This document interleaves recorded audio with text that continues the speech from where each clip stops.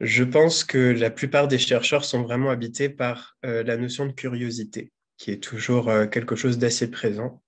Donc je conseillerais surtout du courage, de la détermination et de la passion, naturellement.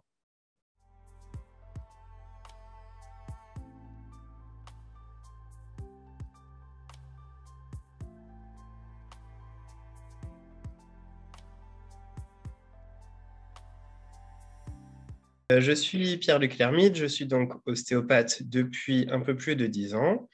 Je suis également docteur en droit et donc mon activité aujourd'hui est partagée entre un temps d'enseignement et de recherche à l'Institut toulousain d'ostéopathie et je suis attaché à l'Institut de recherche France Ostéo, qui est un laboratoire au sein duquel j'interviens plutôt dans le domaine des sciences humaines et sociales, dans des projets assez différents qui concernent l'épistémologie des sciences médicales, l'histoire de l'ostéopathie française, le droit médical, parmi d'autres. Donc j'interviens à différents endroits, faculté de médecine, dans des diplômes universitaires également, à Lyon, à Strasbourg, ainsi que dans un certain nombre de colloques. Il m'arrive d'écrire aussi des articles scientifiques et des ouvrages.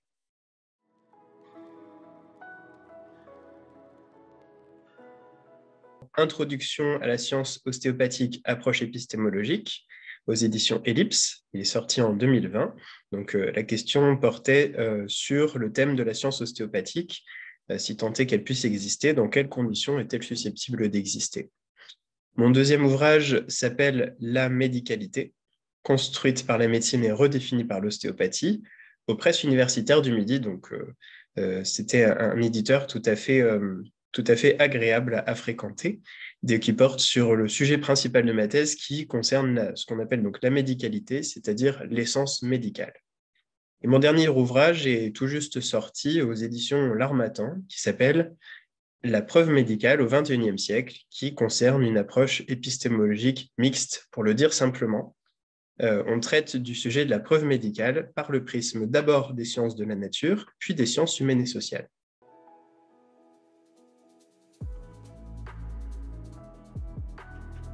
Au sujet des articles, on peut peut-être en dire un mot. J'ai principalement publié dans des revues de droit médical et dans des revues diverses, notamment la revue de l'ostéopathie pour l'instant.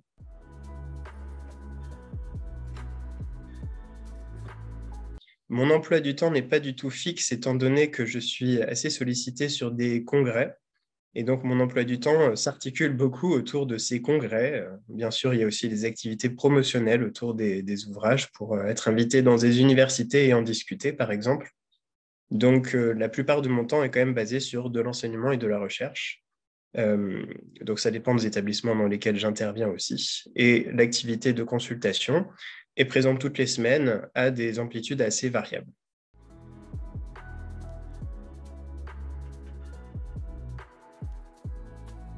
Je pense que la plupart des chercheurs sont vraiment habités par la notion de curiosité, qui est toujours quelque chose d'assez présent.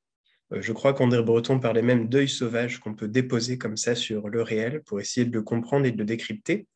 Et à mon sens, en médecine, et plus particulièrement dans le cas de la médecine ostéopathique, il existe toujours de grands champs encore assez vastes qui méritent sans doute un peu de décryptage et d'analyse.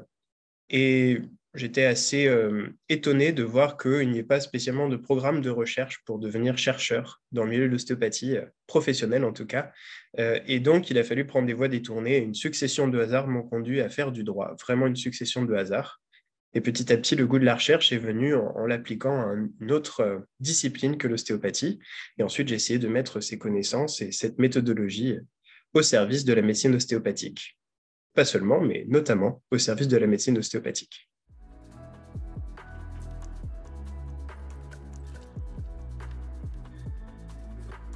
De la recherche, il faut bien voir qu'on s'éloigne un petit peu de la formation initiale. Donc, le milieu de la recherche a ses codes et sociologiquement, il est un peu difficile de s'approprier ces codes quand on n'est pas régulièrement confronté à ce milieu. Donc, une personne qui serait désireuse, par exemple, de faire de la recherche, mais qui serait assez un petit peu étrangère à ce milieu en quelque sorte, je lui conseillerais de fréquenter régulièrement des chercheurs en pratiquant, par exemple, des diplômes universitaires, des masters, des chercheurs professionnels, pour petit à petit réussir à s'approprier ces codes pour qu'enfin, lorsque la personne souhaite se lancer avec un parcours académique, qui est aujourd'hui la seule voie officielle pour pratiquer la recherche de manière professionnelle, elle puisse avoir pu capitaliser finalement un certain nombre d'éléments qui lui permettent de se fondre assez naturellement dans cet univers. Donc je conseillerais surtout du courage, de la détermination et de la passion, naturellement.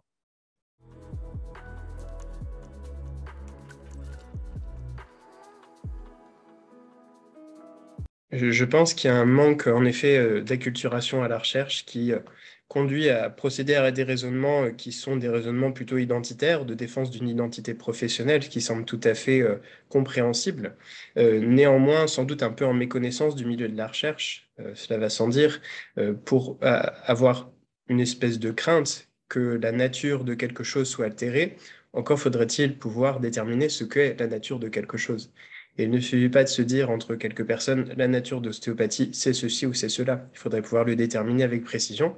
Et lorsque nous autres, les chercheurs, par exemple, essayons de le faire, nous voyons bien que c'est quelque chose déjà qui constitue une entreprise tout à fait difficile. Et donc, pour déterminer la nature de l'ostéopathie, ça fait déjà pratiquement l'objet d'un projet de recherche. Donc, j'invite les personnes qui seraient, par exemple, inquiètes de voir quelque chose être dénaturé, par exemple l'ostéopathie, de faire de la recherche pour déterminer la nature de l'ostéopathie.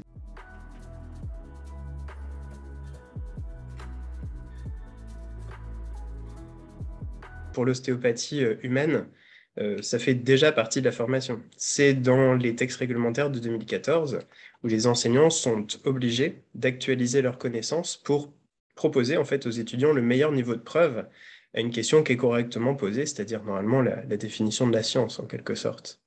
Donc normalement, ça fait partie des programmes. Encore une fois, c'est quelque chose qui est en cours puisque c'est quelque chose de relativement nouveau. Et encore une fois, je pense que il y a un certain temps qui sera nécessaire pour qu'il y ait cette familiarisation, pour voir que la recherche n'est pas quelque chose d'austère et de réducteur, mais au contraire quelque chose qui offre de belles perspectives intellectuelles pour se saisir des mêmes sujets, mais avec peut-être une ambition un petit peu plus rigoureuse et qui offre parfois de très belles perspectives, qui sont parfois inattendues. Et on se rend compte que même parfois, pour être un bon chercheur, des chercheurs expérimentés expliquent qu'il faut faire preuve d'une belle créativité, voire même un peu de poésie. Donc normalement, c'est quelque chose d'assez agréable.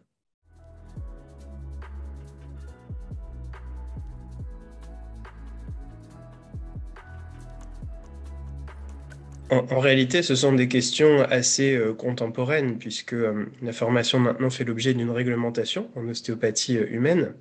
Euh, il y a déjà certains pays qui proposent des programmes avec une reconnaissance de diplôme de niveau master. Donc ensuite, ce sont surtout essentiellement des choix politiques qui seront à réaliser dans les différents pays, dans les différentes structures, en lien avec les associations socioprofessionnelles pour déterminer l'avenir. Mais ça représente surtout une perspective qui est plutôt dans le champ de la politique. Donc en tant que scientifique, j'essaye de ne pas mélanger mes champs disciplinaires et je laisse la politique aux personnes qui pratiquent la politique.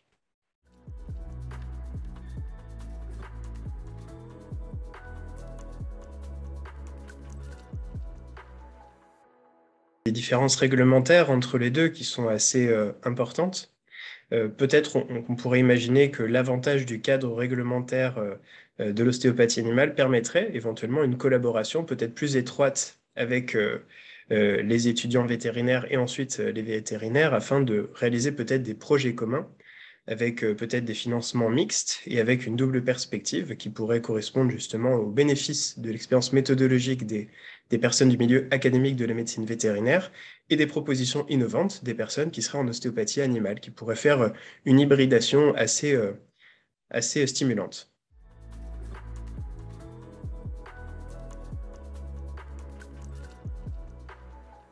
Au sujet de la preuve, évidemment, ça fait l'objet d'une publication récente, donc je suis assez sollicité pour communiquer sur ce sujet.